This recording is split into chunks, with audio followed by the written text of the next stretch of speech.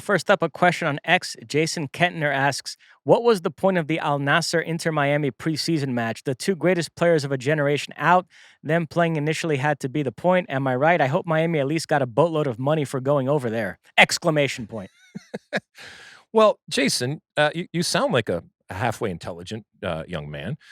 So this should not be a surprise to you. The point is to make money. The point is to spread the brand.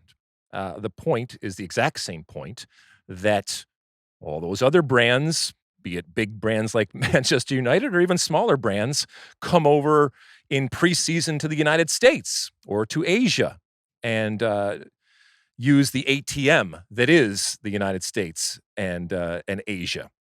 They have to make back the money that they are spending. In this case, we're talking about not just one of the greatest players ever to play the game in Messi, but also one of the most famous people on earth. You also go where the money is. And certainly in Saudi Arabia, say what you will about the competition on and off the field, but ultimately, one thing they do have is plenty of money. And if you are Inter Miami, you are certainly going to go and use that opportunity. As is the case, players are scheduled to appear. Now, contracts are written to, protect teams that are coming and to mandate that you play a certain amount of players within reason, and nobody wants to get hurt. This is a team that certainly has other stars when it comes to Inter Miami. Nobody is big, I recognize that, as big as Messi. This was a game that was also billed and sold and marketed and, ultimately reason why we all turned up for the potential rematch or maybe the final one-on-one between Messi and Ronaldo. So long adversaries and such different types of personalities and stars, but equally huge in their own right. And neither one of them played. And the story was as much about both of these players sitting on the sideline as it was about what happened on the field. Ultimately, the scoreline, while it's not good, it's not a good look for a MLS team to go over to Saudi Arabia, who we've talked about is the U.S. is in competition with, and MLS is in competition with, and to lose badly 6-0, even with Cristiano out there on the field. It's still a preseason game. You're not going to lose too much sleep, but when I think about this Messi machine that has been created, Messi signed the contract. Messi knew exactly what he was getting into, and MLS, but in this case, Inter Miami, also recognized what was going to have to be done in order to make up the money that they are paying out. And the international tours, they had to be done. They will continue to be done. And it's absolutely the right business thing to do. And you might break some hearts along the way, and you might disappoint some people along the way, but you have to find ways to generate that revenue. Just for the record, Messi did make a late substitute appearance in the 6-0 defeat to Al-Nassr. He didn't play at all this past weekend in a 4-1 win over a Hong Kong 11. The fans were furious. They booed. Tata Martino had to apologize afterwards. But to go back to the Al-Nassr match, because remember, in our last pod, we had Doug McIntyre on, and he was talking up this burgeoning rivalry between MLS and the Saudi Pro League, and then Al-Nassr go out and lay that result on Inter Miami. So that generated a lot of reaction on X. And look, what MLS fans need to understand is this conversation is not on the level. People are just looking to have a go at MLS.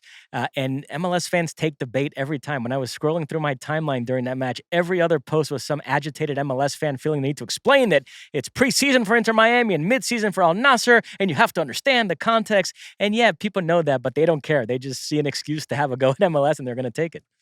Well, you can scream and yell about context, but to your point, nobody cares. And it's not even fair for people to have context. I can talk about the apples and oranges of this compare and contrast all day in terms of the realities on and off the field of what MLS is and what the Saudi Arabia League is. But that doesn't matter. And this is ultimately a battle for hearts and minds when it comes to Major League Soccer. This is a battle domestically and internationally for being relevant. And when you go out there and you get your ass kicked 6-0 by a Saudi Arabia team that you are in competition with, they get to strut. And that's okay. Let them have their moment going forward.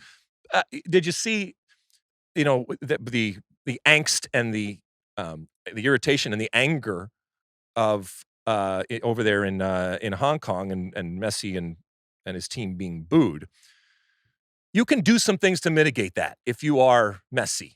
Now, we know he's not the most gregarious and social, but if I was him, because you can talk about the contract and everything like that, but ultimately this is a reflection on him and his brand.